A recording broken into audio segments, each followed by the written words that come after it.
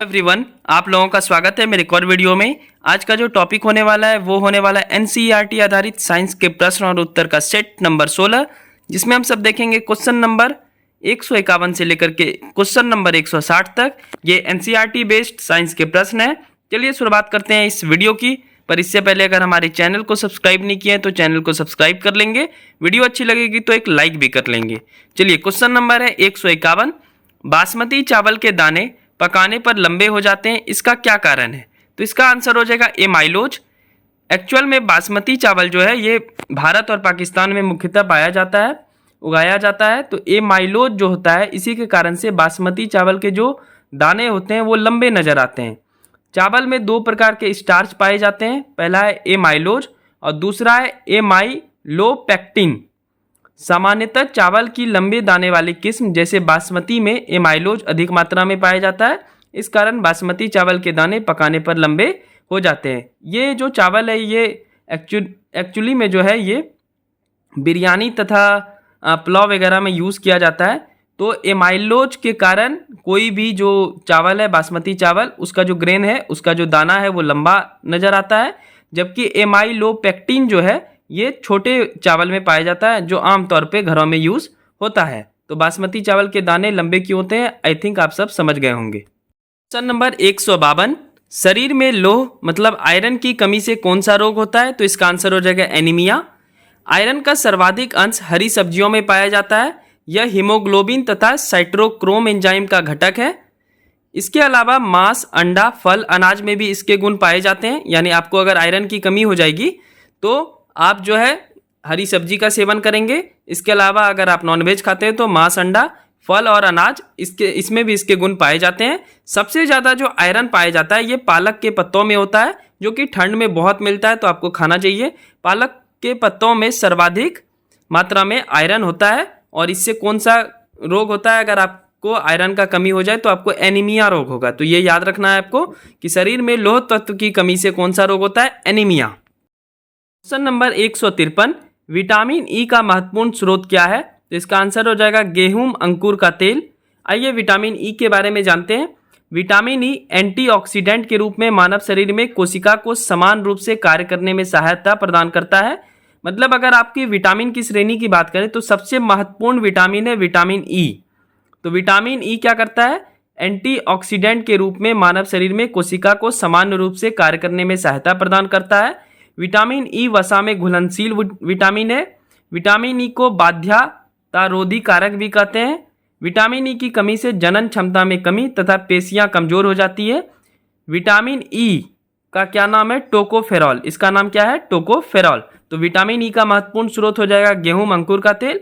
और इसकी कमी से कौन सा रोग होता है? तो जनन क्षमता में कमी होता है, यानी बच्चे को जो जन्म देगा तो उसकी क्षमता में कमी होता है। तो यानी ये डायरेक्ट आपके जीवन से जुड़ा हुआ है, इसलिए विटामिन ई बहुत ही महत्वपूर्ण होता है आपके शरीर के लिए। और ये बहुत कम मात्रा में आपके शरीर में जाता भी है। तो विटामिन ई के लिए आपका महत्वपूर्ण स्रोत क्या है? गेहूं अंकुर का तेल। ठीक है, इतना आपको याद रखना है। क्वेश्चन नंबर 154, मानव के बाल एवं नाखून कौन से प्रोटीन के बने होते हैं? तो इसका आंसर हो जाएगा किरेटिन। बाल किरेटिन नामक प्रोटीन का बना होता है। यह प्राणियों में नाखून और बालों का प्रमुख संरचनात्मक घटक है। यह त्वचा तथा बालों की बाहरी परत का निर्माण करता है। तो मानव के बाल एवं नाखून में कौन सा प्रोटीन होता है? किरेटिन।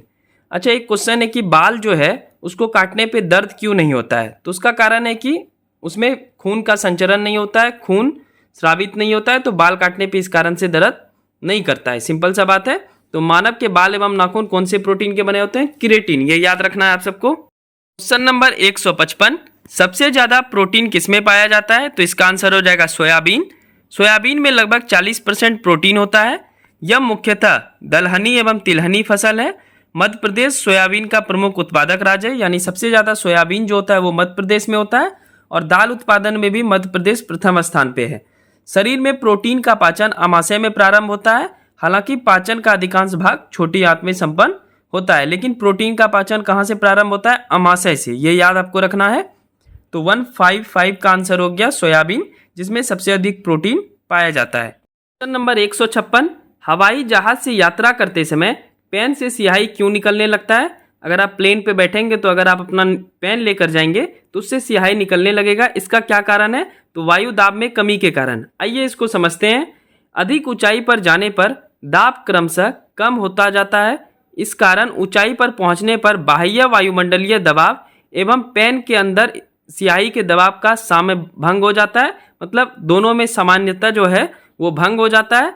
तो वायु दाब की कमी रहती है, यानी ऊपर वायु दाब का कमी होता है, इस कारण से पेन से क्या स्याही निकलने लगता है। तो पेन के अंदर स्याही का दबाव अधिक होने के कारण यह बाहर की ओर निकलने लगता है। तो यही कारण है कि हवाई जहाज में यात्रा करते समय पेन से स्याही क्यों निकलता है? तो वायु दाब में कमी के कारण, यानी वहाँ पे वायु की कमी है। कभी कभी अगर आप स्कूल जाते होंगे तो अगर अपना पेन काफ़ी समय तक अगर आप पॉकेट में रखेंगे, खास करके गर्मी के दिनों में, तो चूंकि वहाँ पे वायु जा नहीं रहा है तो वायु का दबाव कम है, तो आपके पेंट में ही वो पेन का स्याही निकल जाएगा, जिससे कि आपका पेंट तो गंदा होगा ही, प्लस आपका पेन भी यूजलेस हो जाएगा। यह आप कभी ना कभी जरूर अनुभव किए होंगे अपने स्कूली जीवन में। तो 156 का आंसर हो गया वायुदाब में कमी के कारण। क्वेश्चन नंबर 157, मानव शरीर का भार अधिकतम किस स्थान पर होगा? तो इसका आंसर हो जाएगा ध्रुव पर, यानी सबसे अधिक जो भार होगा वो उत्तरी ध्रुव और दक्षिणी ध्रुव पर होगा। तो आइए समझते हैं। गुरुत्वात्वरण का मान भूमध्य रेखा पर सबसे कम एवं ध्रुवों पर सबसे अधिक होने का कारण पिंड का भार, जो कि द्रव्यमान और गुरुत्वात्वरण के गुणनफल के बराबर होता है। मनुष्य का भार सबसे अधिक कहाँ पे होगा? ध्रुव पर होगा, तथा भूमध्य रेखा पर सबसे न्यूनतम होगा, यानी जो विषुवत रेखा है जो धरती के बीचों बीच बांटता है वहाँ पे सबसे कम वेट होगा। नॉर्थ पोल और साउथ पोल पे सबसे अधिक वेट होगा मानव का। ठीक है, ये आपको याद रखना है। तो मानव शरीर का अधिकतम भार ध्रुव पर होता है। क्वेश्चन नंबर 158, किस तापमान पर सेल्सियस और फ़ारेनहाइट बराबर रहता है? तो इसका आंसर हो जाएगा -40 डिग्री, जिसपे सेल्सियस भी बराबर होता है और फ़ारेनहाइट भी बराबर होता है। अब ये इसका एक फार्मूला होता है जो कि मैं अगले सेट में डिस्कस करूंगा, एक छोटा सा क्लिप शेयर करूंगा आपके साथ। तो आप सेल्सियस और फ़ारेनहाइट कैसे बराबर होता है या इस पर क्वेश्चन भी पूछा जाता है, वो आप उस टाइम सीख लेंगे, यानी अगले सेट में, सेट नंबर 17 में या 18 में, इन दोनों सेट में से किसी में मैं डाल दूंगा। फिलहाल -40 डिग्री सेंटीग्रेड एक ऐसा ताप है जो डिग्री सेंटीग्रेड तथा डिग्री फ़ारेनहाइट समान होता है, यानी ये -40 डिग्री में सेल्सियस और फ़ारेनहाइट बराबर होता है। क्वेश्चन नंबर 159, सामान्यतः ट्यूबलाइट में कौन सी गैस भरी होती है? आप मैरिज सब में देखे होंगे जो ट्यूबलाइट लगता है वाइट वाला, तो उसमें कौन सी गैस भरी होती है आइए जानते हैं। तो इसका आंसर हो जाएगा ऑर्गन के साथ मरकरी वेपर। ट्यूबलाइट में कांच की एक लंबी ट्यूब होती है जिसके अंदर की दीवारें पर फास्फोरस का लेप चढ़ा होता है। आप अगर ट्यूबलाइट को ध्यान से देखेंगे तो वाइट वाइट परत जमा रहता है, वो फास्फोरस है। ट्यूब के अंदर अक्रिया गैस जैसे ऑर्गन को कुछ पारे की वस्तु के साथ भर देते हैं। तो आपको पता है अक्रिया गैस की संख्या 6 है, जो कि हम सब पहले वाले सेट में देख चुके हैं, उसमें से इसमें ऑर्गन भर दिया जाता है। तो समांतर ट्यूबलाइट में कौन सी गैस भरी होती है? ऑर्गन, और ऑर्गन के साथ मरकरी वेपर, बस इतना याद रखना है। आइए सेट 16 का आखिरी क्वेश्चन देखते हैं। क्वेश्चन नंबर 160, फूलों के अध्ययन को क्या कहते हैं? तो इसका आंसर हो जाएगा एंथोलॉजी। ये सब फैक्चुअल क्वेश्चन है, तो कुछ क्वेश्चन मैं फैक्चुअल इसलिए डाल देता हूँ क्योंकि ये भी एग्जाम के लिए इंपॉर्टेंट है। अल्टीमेट बात ये है कि हम सबको विज्ञान सीखने के साथ साथ एग्जाम निकालना है, क्योंकि ये जो सेट बनाया जा रहा है ये आपके एग्जाम के पॉइंट ऑफ व्यू से बनाया जा रहा है। तो कुछ कुछ फैक्ट्स भी इंपॉर्टेंट है। ऐसा नहीं है कि बीपीएससी सिर्फ कॉन्सेप्ट वाला ही क्वेश्चन पूछती है, फैक्ट्स भी पूछती है। तो इसलिए कुछ कुछ फैक्ट्स भी देखेंगे, कम देखेंगे, 1 से 2 क्वेश्चन ही देखेंगे, बाकी 8 कॉन्सेप्ट वाला ही क्वेश्चन रहेगा। तो फूलों के अध्ययन को क्या कहते हैं? एंथोलॉजी।